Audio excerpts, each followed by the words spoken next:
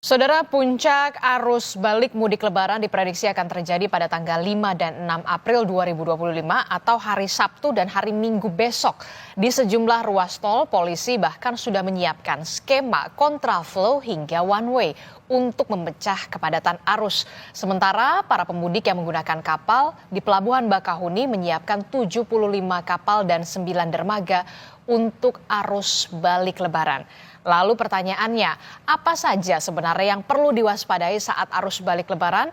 Benarkah jumlah pemudik tahun ini menurun dibandingkan dengan tahun sebelumnya? Dan skema apa yang kemudian disiapkan agar pemudik yang kembali ke Jakarta ini tetap aman dan juga nyaman? Kita akan bahas bersama sejumlah narasumber yang sudah hadir melalui sambungan daring dari Akademisi Prodi Teknik Sipil Unika Sugia Pranata dan Wakil Ketua Pemberdayaan dan Pengembangan Wilayah Masyarakat Transportasi Indonesia Pusat atau MTI. Sudah ada Pak Joko Setiowarno. Selamat pagi Pak Joko. Selamat pagi Mbak Adista. Ya, oke. Kemudian nanti akan bergabung Direktur Eksekutif Center of Economic and Law Studies atau Selios, Mas Bima Yudhistira di segmen selanjutnya. Kami juga akan terus berusaha untuk menghubungi narasumber dari Kementerian Perhubungan dalam dialog kita di Sapa Indonesia pagi hari ini.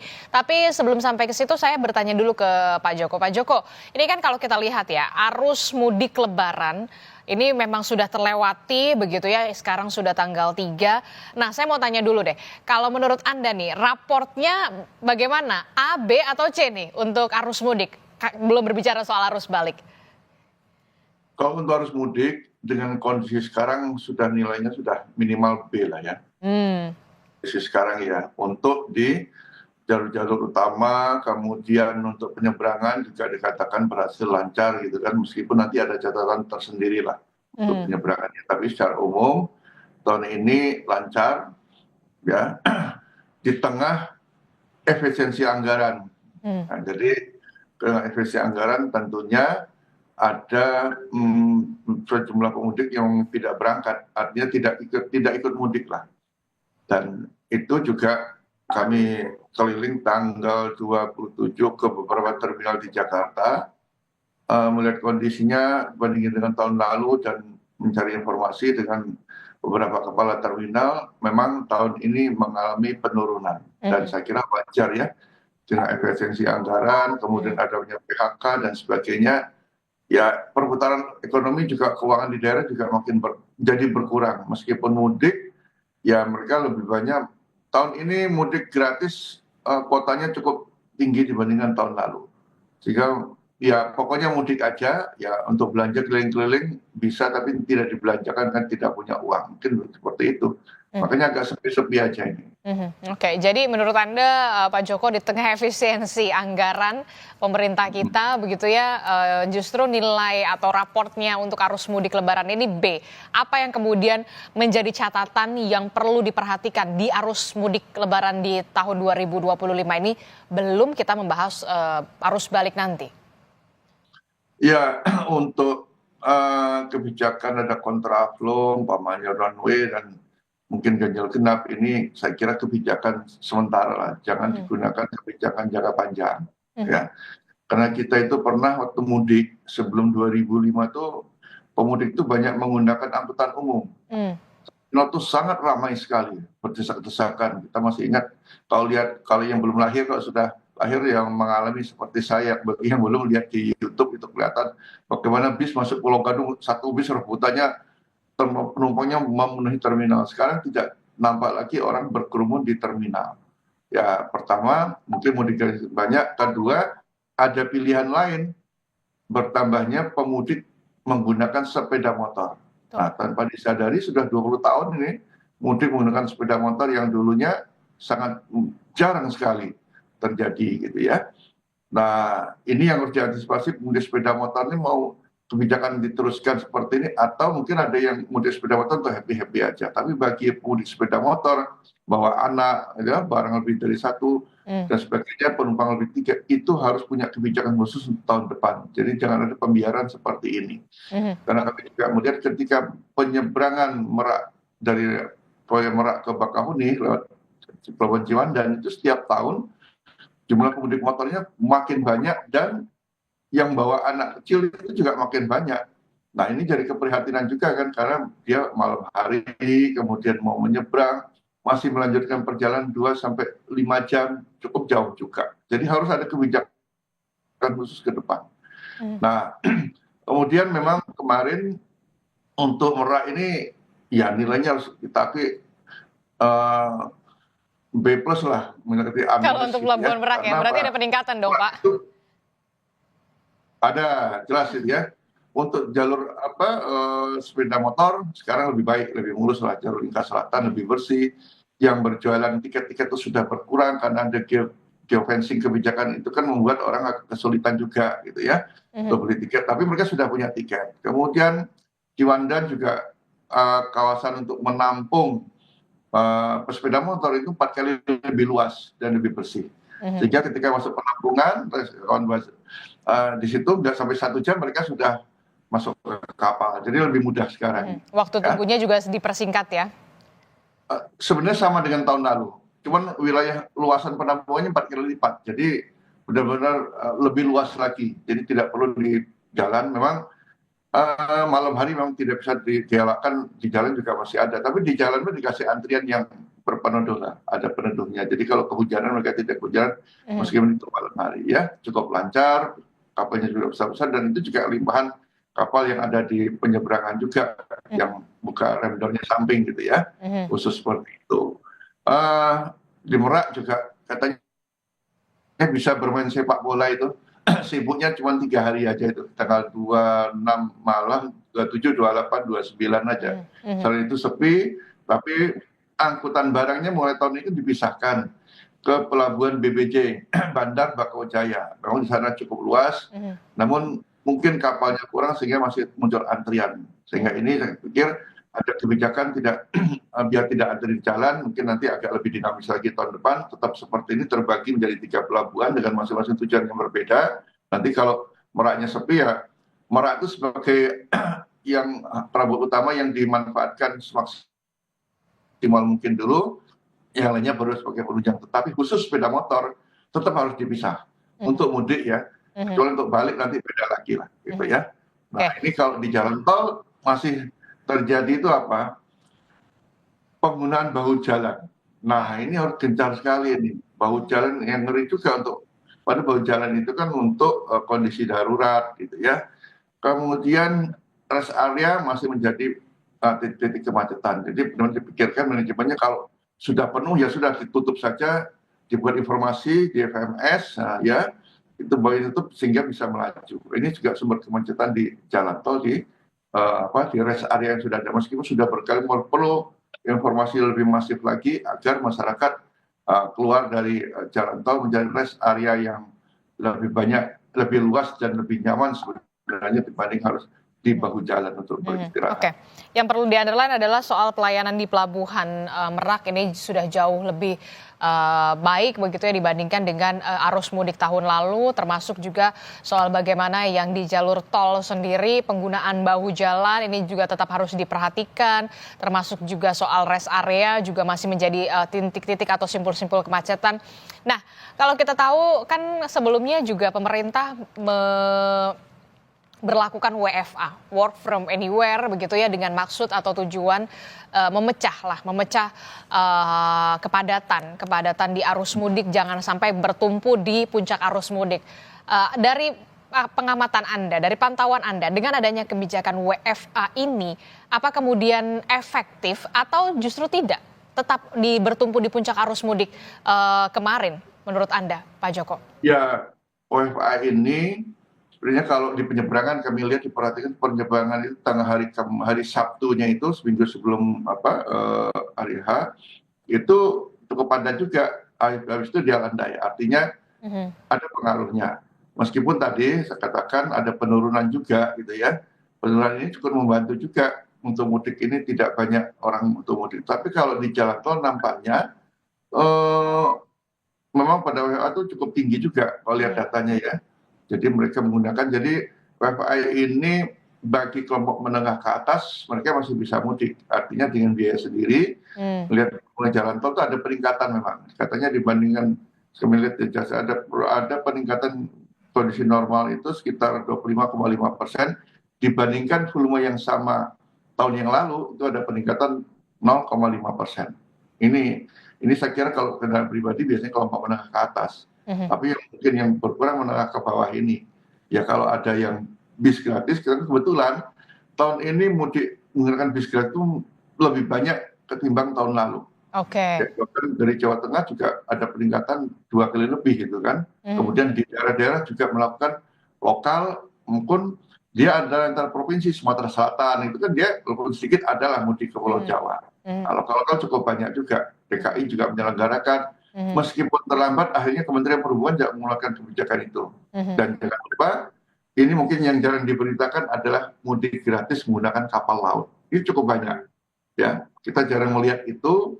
Ini sukses juga di tengah masyarakat kalau menggunakan pesawat, meskipun sudah ada diskon, ya itu juga masih mahal kan. Lebih baik mereka memilih menggunakan kapal laut gratis. Kalau nggak salah ada lebih 20 rute itu. Mhm. Cuman yang dihilangkan itu dari Tanjung Priok ke Tanjung Emas, itu membawa sepeda motor. Nah, mestinya itu tetap ada, dipaksa orang menggunakan sepeda motor biar tidak banyak di jalan raya. Mhm. Ini yang Oke. menjadi mimpi Oke. ke depan.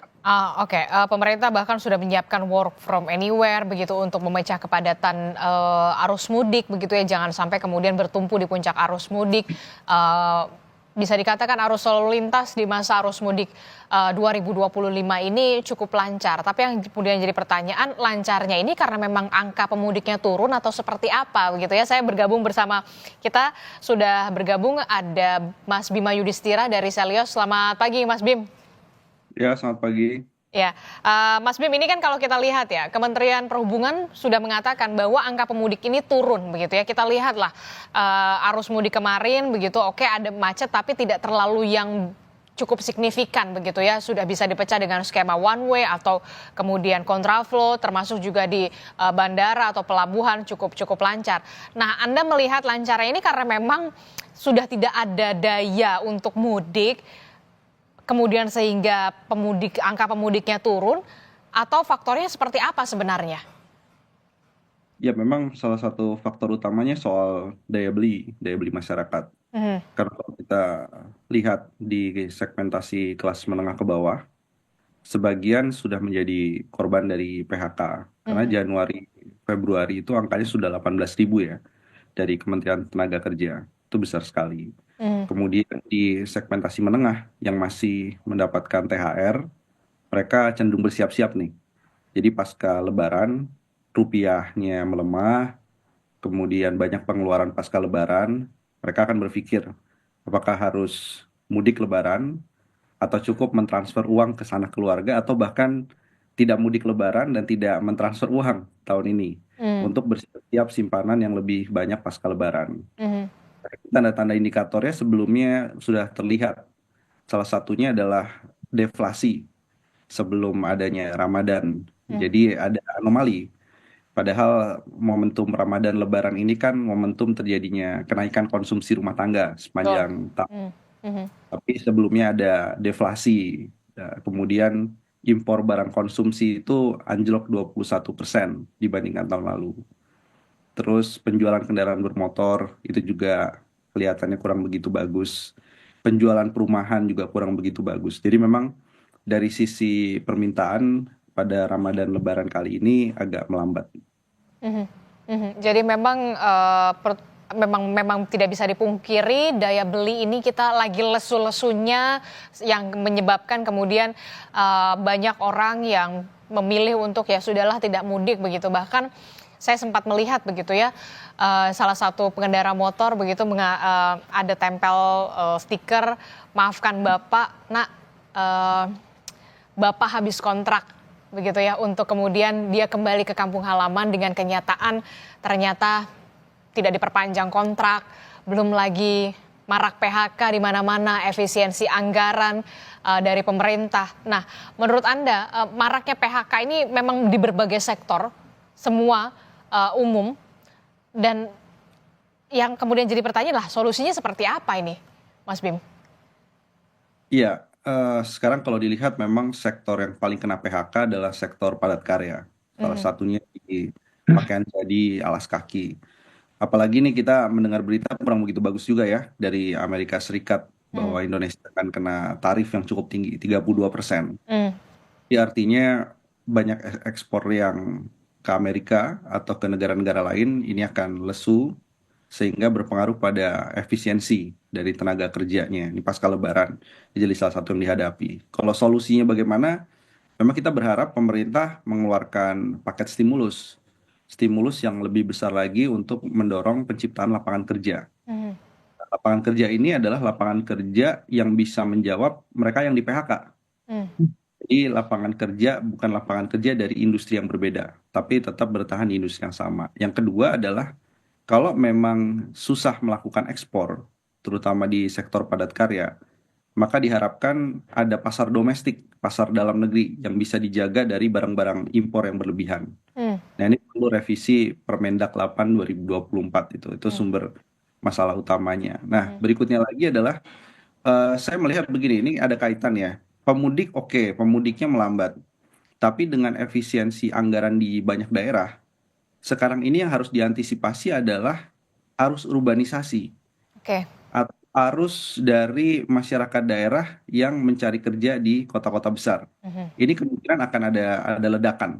Hmm. Jadi harus diantisipasi juga bagaimana lapangan kerja di kota-kota besar itu oke ada, tapi di daerah ini juga harus diciptakan lapangan-lapangan kerja baru, pertanian, perkebunan, kemudian di perikanannya sehingga ini nggak mencari pekerjaan, kalau syukur-syukur dapat kerja. Kalau nggak dapat kerja jadi pengangguran, jadi masalah Baru. perkotaan baru ya pasca Lebaran. Ini kita lihat trennya akan ke sana. Dan Anda melihat trennya setelah arus balik ini justru urbanisasi ke Jakarta makin meningkat ya, karena di daerah ternyata mau kerja apa udah susah. Ternyata pas sudah sampai di Jakarta ya sama aja, susah juga begitu di Jakarta. Nah, Mas Bim, kalau selama ini ekonomi kemudian bertumpu di musim Lebaran, tapi kita lihat realisasinya seperti yang Anda katakan, lesu, bahkan tidak ada daya belinya lemah sekali. Nah, pertanyaannya kemudian, lalu kemana tumpuan ekonomi Indonesia selanjutnya? Iya, ini kalau melihat dari Lebaran itu ada proyeksi penurunan dari uang beredar yang baru ya, tambahan itu 16,5% dibandingkan momentum Lebaran tahun sebelumnya. Jadi kalau point to point memang ada penurunan jumlah uang beredar yang baru. Tapi kalau ditanyakan setelah Lebaran ini apa tumpuannya? Kalau secara musiman berarti menunggu Natal tahun baru. Nah, tapi kan ini terlalu lama. Natal Iya. tahun baru masih November Desember. Jadi artinya di antara itu harus ada motor-motor pertumbuhan ekonomi yang diciptakan oleh pemerintah. Saya sih saran salah satunya adalah evaluasi lagi efisiensi anggaran. Di banyak daerah ini kurang begitu bagus. Jadi kalau lebarannya sudah miss, tidak mampu mendorong pertumbuhan yang lebih tinggi, maka bagaimana nih sekarang nih di daerah ini harus disuntik justru. Boleh efisiensi di beberapa hal, tapi jangan kemudian semua SPPD atau perjalanan dinas kemudian di stop. Kemudian dari sisi belanja untuk rapat dan lain-lain itu harus dipilih juga. Karena banyak daerah yang bertumpu pada pariwisata, terlalu lama dia berharap pada November Desember, pada peak season berikutnya. Jadi daerah-daerah ini yang basisnya pariwisata rekreasi, penghidupannya setelah Lebaran adalah dari belanja pemerintah daerah, pemerintah pusat. Nah ini yang harus diwanti-wanti ke pemerintah, dievaluasi dulu lah. Oke, jadi harus ada evaluasi soal bagaimana sektor-sektor apa saja yang memang harus diefisiensi, pos-pos mana saja yang harus diefisiensi, mana yang tidak perlu kemudian diefisiensi. Itulah kemudian menjadi PR, dan ini menjadi gambaran arus mudik di 2025 ini menjadi gambaran bagaimana perekonomian kita saat ini. Menurut Anda seperti itu, Mas Bim? Ya, kita konklusif bahwa apa yang terjadi pada saat Ramadan dan Lebaran ya, termasuk nanti puncak arus balik, ini akan menjadi potret selama tahun 2025. Karena situasi eksternal, situasi domestik ya memang harus diakui, ya nggak perlu denial, nggak perlu membantah, memang dari berbagai data ini menunjukkan adanya pelemahan daya beli masyarakat, tekanan pendapatan dari sektor komoditas, dan juga mobilitas masyarakat yang relatif lebih rendah dibandingkan tahun sebelumnya. Jadi ini sebagai early warning, sebagai peringatan dini bahwa harus cepat berbenah karena situasinya memang harus dimitigasi. Mhm, mhm. Oke, penurunan angka pemudik di tahun 2025 ini, di arus mudik lebaran ini tentu saja menjadi early warning untuk pemerintah untuk bisa mencari solusinya, jangan sampai kemudian terpuruk terlalu dalam, termasuk juga bagaimana persiapan dari pemerintah untuk menghadapi arus balik yang memang nanti akan segera terjadi di hari Sabtu dan juga hari Minggu prediksinya. Tapi nanti kita akan ulas usai jeda, kita akan jeda dulu sejenak, tetaplah bersama kami di Sapa Indonesia Pagi, kami akan segera kembali. Terima kasih Anda masih bersama kami dalam Sapa Indonesia Pagi. Saudara, kita masih membahas soal bagaimana arus mudik dan juga arus balik 2025 Lebaran yang mengalami penurunan dari yang angkanya sebelumnya di tahun lalu hampir menyentuh 200 juta orang yang melakukan perjalanan mudik. Kemudian di tahun ini menurun begitu ya, hanya 149,6 juta orang yang melakukan perjalanan mudik. Dan bagaimana pula yang harus diperhatikan oleh pemerintah termasuk persiapan untuk menghadapi arus balik yang diprediksi puncak arus baliknya ini akan terjadi pada hari Sabtu dan juga hari Minggu besok, saudara. Masih bersama saya ada Pak Joko dari MTI, kemudian ada Mas Bima dari Selios. Mas Bima, saya ke Mas Bima dulu ya Pak Joko ya, karena ini erat kaitannya dengan angka penurunan pemudik di Lebaran 2025 ini.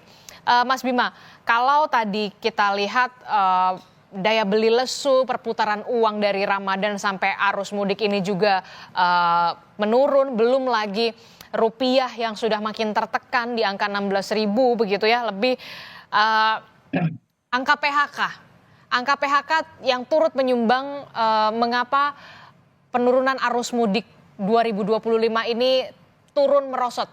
Menurut Anda seperti itu? Iya, jadi ada erat kaitannya antara arus mudik yang cenderung lebih rendah dengan angka PHK. Karena kita bayangkan tahun 2024 lebih dari 70.000 orang yang di PHK. Itu data yang resmi.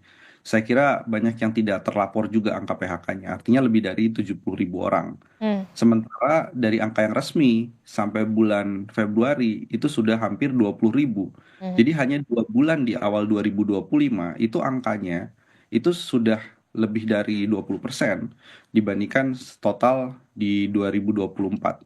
Jadi ini mengindikasikan apa? Mengindikasikan memang industri kita terus konsisten ya mengalami pelemahan, khususnya di banyak sektor, terutama di sektor-sektor yang berkaitan dengan perlengkapan rumah tangga, sektor yang berkaitan dengan suku cadang kendaraan bermotor, dan juga sektor-sektor yang terkait dengan pakaian jadi, kemudian tekstil yang berorientasi pada ekspor. Nah, di saat yang bersamaan, ini yang belum masuk adalah data dari sektor perkebunan dan pertambangan. Ini adalah sektor-sektor yang berpengaruh terhadap mobilitas dan juga minat melakukan mudik di Sumatera, Kalimantan, Sulawesi. Karena ini adalah di luar Jawa, basis sektornya adalah komoditas.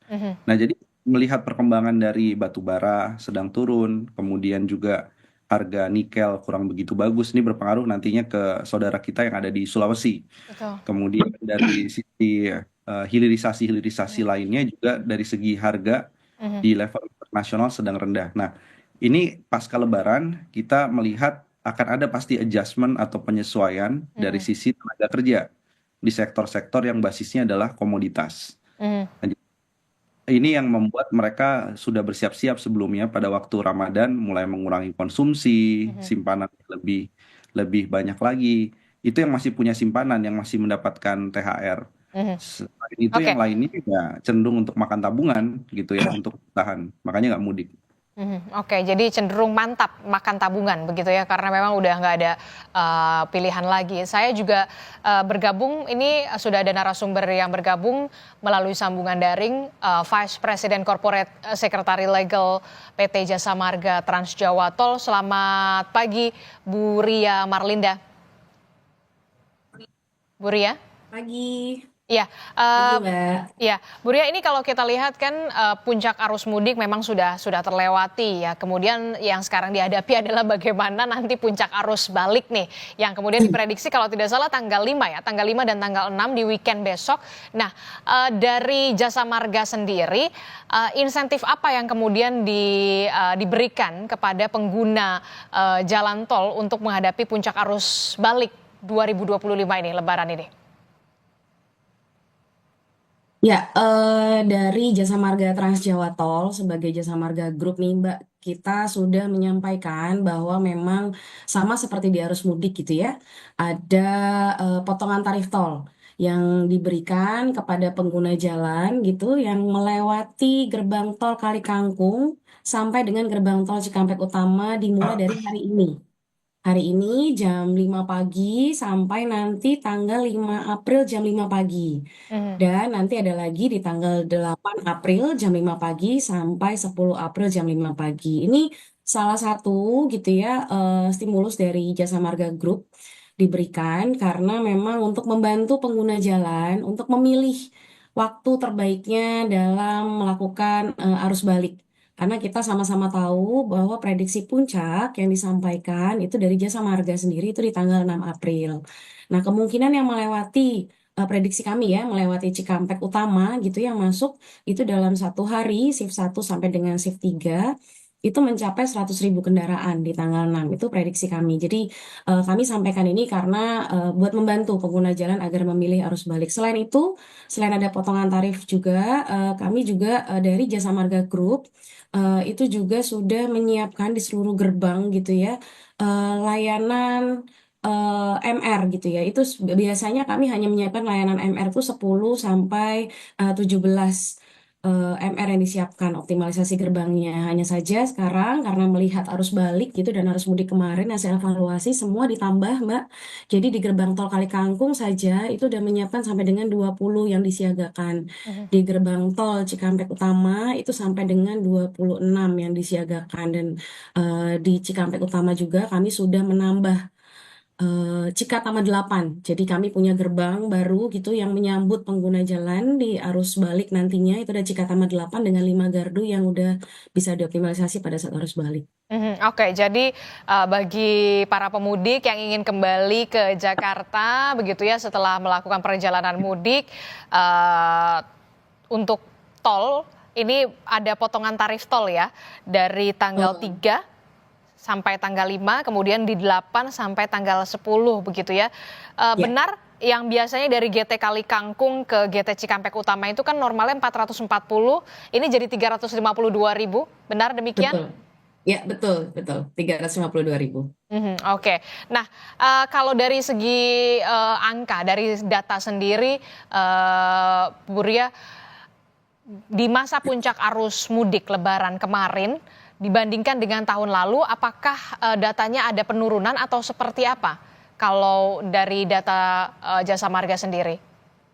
Kalau di Jasa Marga Trans Jawa Tol itu memang melihat dari puncak tahun lalu dibandingkan dengan puncak tahun ini ada peningkatan, Mbak. Jadi sebelumnya di tahun lalu kami mencatat gerbang tol Cikampek Utama untuk kendaraan yang dari arah barat menuju timur Trans Jawa itu 122.000 gitu ya. Hmm.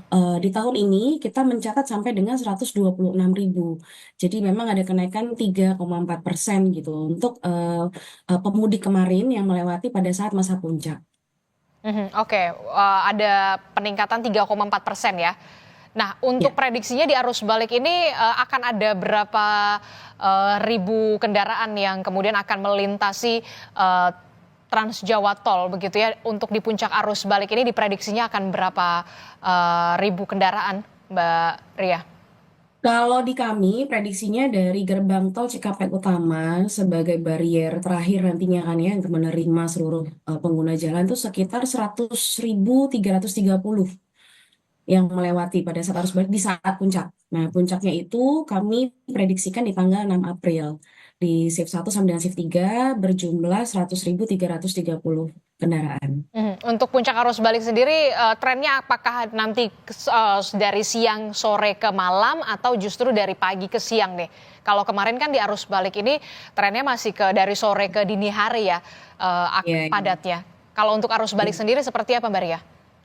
ya, kalau dari kami memang waktu favorit gitu ya, karakteristik pengguna jalan ini waktu favoritnya kan di saat mereka bisa menikmati perjalanan gitu ya, mampir rest area, menikmati itu memang di jam-jam siang ke sore gitu ya mereka memang jadi atau pada saat mereka sudah selesai liburan gitu di daerah Semarang check out gitu Mbak itu mungkin jam 12 jam 1 setelah itu mulai kuliner sebentar nah jam 3 sore udah mulai berjalan tuh ke arah Jakarta jadi memang waktu-waktu favorit gitu yang biasanya kami sampaikan ke pengguna itu pasti dari arah jam 3 sore sampai dengan jam 8 malam.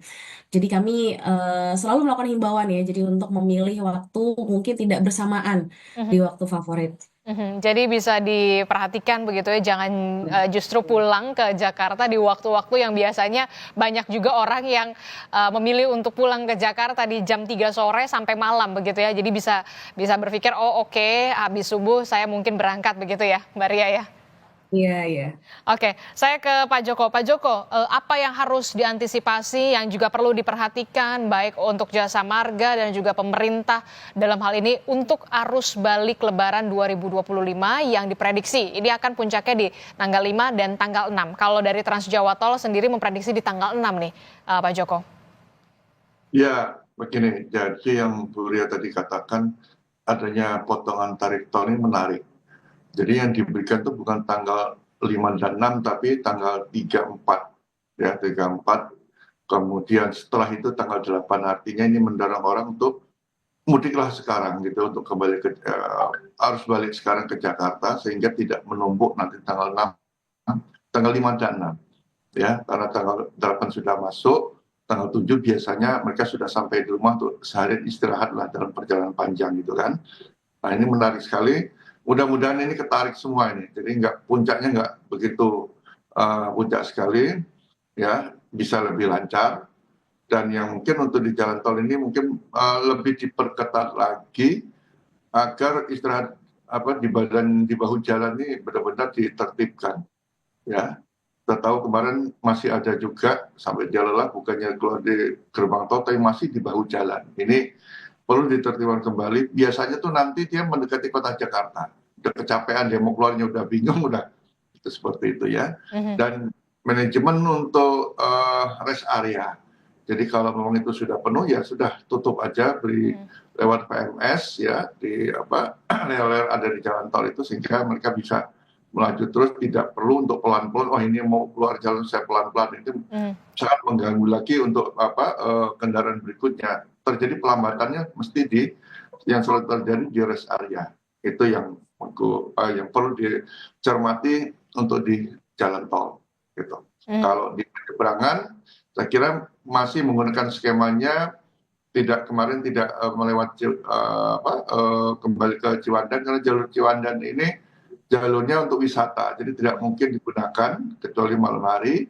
Ya, tapi itu sedikit sekali. Cuman nanti cadangannya kalau di sana adalah ada pelabuhan Wika Beton untuk kalau tandanya ada penyumbatan di pelabuhan Bakauheni. Tapi selama ini masih bisa digunakan. Tapi barang tetap harus terpisah lah. Ya, itu salah satu yang menjadi kendala penyumbatan kalau ada di penyeberangan. Sehingga nanti tetap menggunakan pelabuhan Bandar Bakaujaya, baik itu dari kawasan Bakauheni maupun ke arah Merak di Bojanegara, sehingga itu nanti bisa melancarkan. Oke, termasuk juga sistem one way kontraflow di ruas tol ini masih sangat efektif menurut Anda ya untuk kemudian bisa mengurai kepadatan arus lalu lintas khususnya di arus balik Lebaran ini, Pak Joko. Singkat saja. Ya, ini kebijakan, tapi jangan lama-lama, artinya bukan jangka panjang dengan one way terus-menerus, kan kita punya kebijakan baru lagi, ya. Bagaimana pemudik itu dipaksa menggunakan angkutan umum. Ya tentunya kebijakan penggunaan angkutan umum itu dari hulu sampai dengan hilir. Artinya sekarang kalau Jakarta kan sudah cukup bagus. Bagaimana di hilir ini? Jadi hilirisasi industri angkutan umum yang diperlukan sehingga nanti 5 tahun ke depan sudah mulai ada perubahan. Perubahan bagaimana orang banyak menggunakan angkutan umum. Sebenarnya kalau bisnya sekarang justru lebih bagus ketimbang 20 tahun yang lalu. Kita jarang menemukan bis-bis antar kota yang tidak pakai AC, semuanya ber-AC. Ya. Nah ini yang kita dorong sehingga lebih efisien lagi, ya. Dan tadi efisiensi anggaran itu boleh, tapi jangan mengabaikan aspek keselamatan. Itu yang efisiensi yang kemarin yang terlambat itu adalah penanganan jalan rusak. Ya anggarannya ada tapi turunnya kan terlambat ya. Kemudian pemeliharaan fasilitas keselamatan jalan, penerangan jalan umum, pemeliharaan rambu, marka ini juga tidak dianggarkan. Jadi jangan heran kalau malam hari lampunya pada mati karena nggak ada pemeliharaan. Pokoknya jangan sampai aspek keselamatan dipotong Abaikan. demi efisiensi anggaran. Sangat Oke, yang perlu di-highlight adalah jangan sampai efisiensi anggaran mengabaikan aspek keselamatan, apalagi di puncak arus balik. Terakhir, saya mau ke Mas Bima. Mas Bima, kalau tadi Anda menyebutkan arus mudik Lebaran 2025 ini tentu saja menjadi gambaran potret perekonomian Indonesia, begitu yang perlu diperhatikan adalah warning untuk pemerintah pusat. Tapi kalau misalkan dikatakan masalahnya nggak ada permintaan karena globalnya juga lesu. Apa yang kemudian bisa diantisipasi atau dilakukan oleh pemerintah pusat? Lalu bagaimana juga soal janji untuk menciptakan 19 juta lapangan pekerjaan, 5 juta diantaranya merupakan pekerjaan ramah lingkungan atau green jobs yang pernah dipaparkan dalam visi dan juga misi pada saat debat Presiden dan Wakil Presiden beberapa waktu yang lalu. Kita lihat apakah ini bisa terrealisasi dengan kenyataannya saat ini. Iya, saya mau mengambil contoh ini karena masalah transportasi ya. Contohnya tadi transportasi umum yang berkualitas. Mau dia intra-kota, antar kota. Tapi kalau itu ada perubahan transportasi umumnya menjadi listrik misalnya, itu tentunya kan komponen dalam negerinya, kita tidak perlu banyak impor bus-bus dari luar negeri misalnya. Dan itu kan berapa banyak yang diciptakan dari rantai pasok dari hulu ke hilir. Kalau kita mau melakukan transformasi di transportasi tadi. Sudah emisi karbonnya turun, tambahan pekerjaannya juga akan lebih banyak. Nah itu yang disebut sebenarnya green jobs. Jadi kalau berkaitan dengan mudik ini ada kaitannya.